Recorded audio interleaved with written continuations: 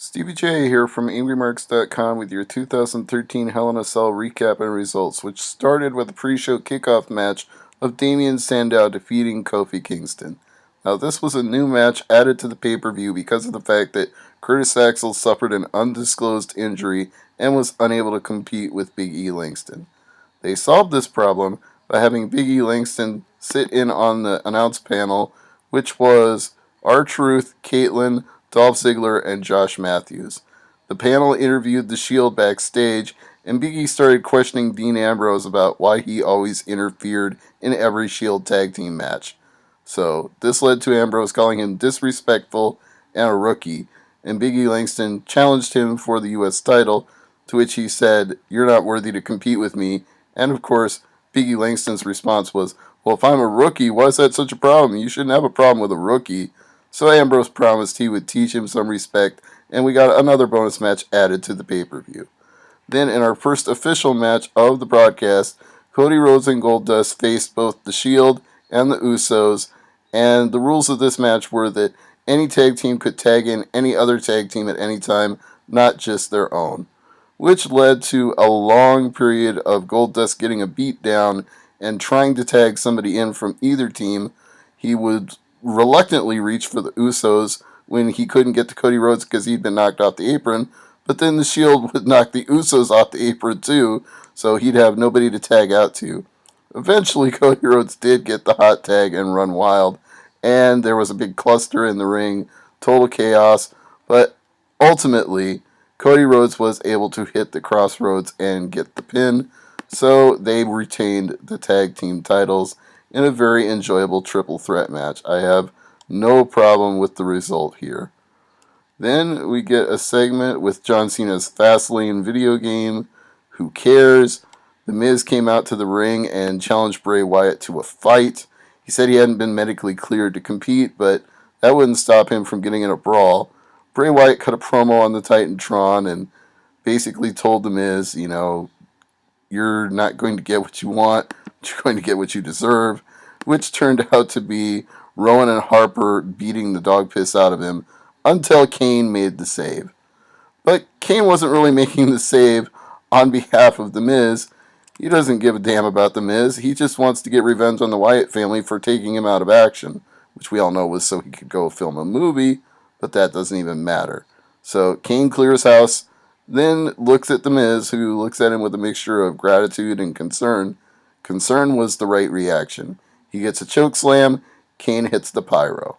Kane leaves victorious, The Miz gains nothing, and the Wyatt family just has to plead for their lives. But I'm sure this will all be going somewhere. Maybe the reluctant tag team of Miz and Kane will face the Wyatts at Survivor Series.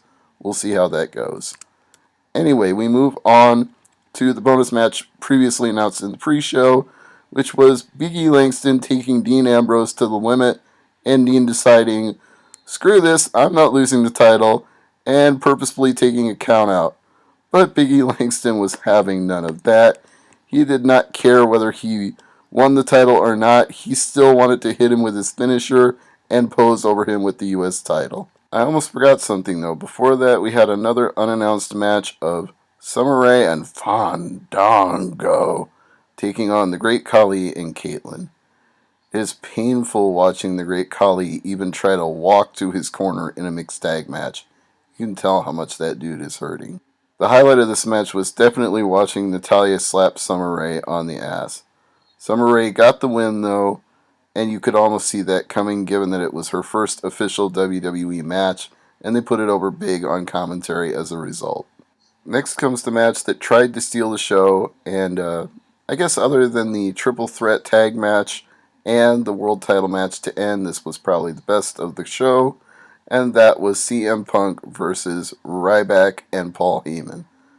But Heyman had no interest in being inside the cage. He used a giant hydraulic lift to elevate himself up to the top of the cage, cutting a promo on CM Punk as he was doing so, saying that in WWE's universe he was Satan and he owned CM Punk's soul, and for all the dirty deeds that he did while CM Punk was the champion, he was going to collect on it, and Ryback would be the Reaper.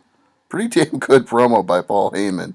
So he stood on top of the cage throughout the entire match, looking down on high and giving instructions to Ryback, who was not victorious in this. He tried like hell, no pun intended, but eventually CM Punk got the better of him, whipped his ass with a kendo stick, hit the go to sleep, and got the 3 count. Then he found another kendo stick, tucked it into his trunks, climbed up to the top of the cage, and beat Paul Heyman unmercifully with it before giving him a go-to sleep on top of the steel cage.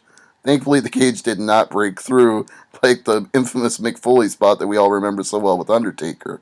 They've probably reinforced and resecured that many times over the years, so that never happens again.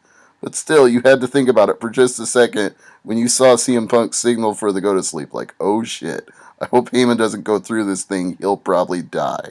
He didn't, and that ended happily. So we moved on to the next match of the card, which was Los Matadores defeating the Real Americans. El Torito got a little bit of joy out of this as well because he was able to gore Zeb Coulter and then be paraded around the ring on their shoulders. So, victorious for the Matadores, but really the most impressive spot of the match was Cesaro doing the big swing on one of the Matadores like 31 times. I say that because JBL actually counted. It may have been less, it may have been more.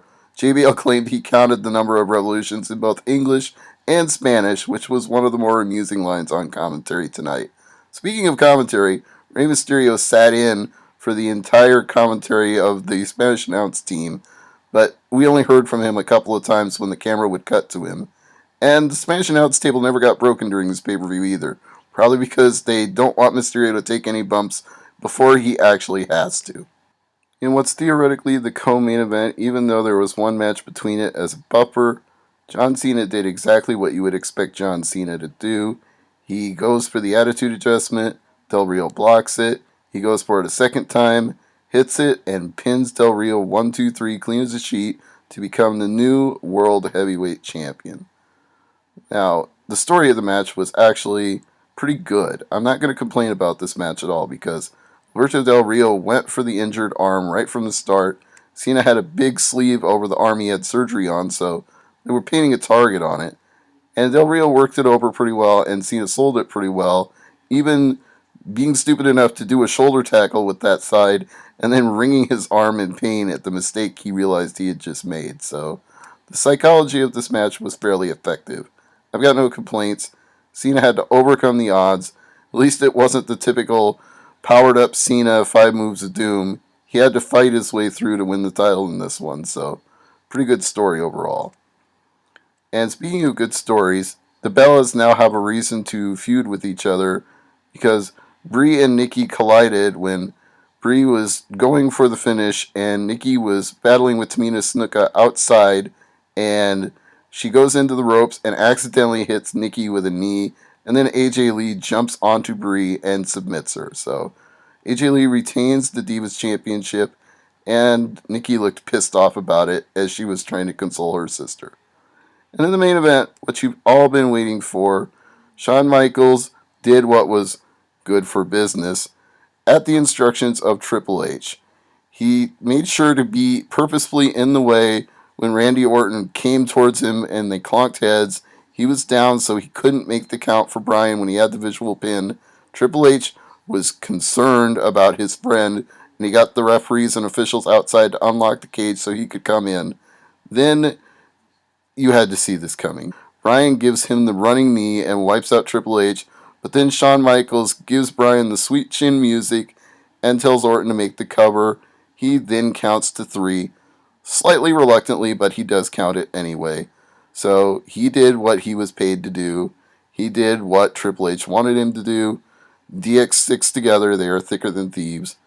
But then, of course, you kind of know that Shawn Michaels is going to do what he wants to do, whether or not it's the right thing to do, because that's the DX motto, that's Shawn Michaels' motto. He's not necessarily a good guy or a bad guy. He's just HBK. You love him or hate him, he is what he is. And I don't mind that he did this because I think this all leads to Vince McMahon tomorrow night on Raw, probably ruling that the whole thing was a cluster. That does mean that they're going to hold up the title in abeyance again, but at least this time it gets the power struggle between the McMahons to come to a head, And maybe we finally get some resolution on that with Triple H no longer being able to run amok and direct things the way that he wants them to go. He'll have somebody to challenge his authority. We'll see if that happens on Raw, but for now, Steve J from AngryMarks.com signing out.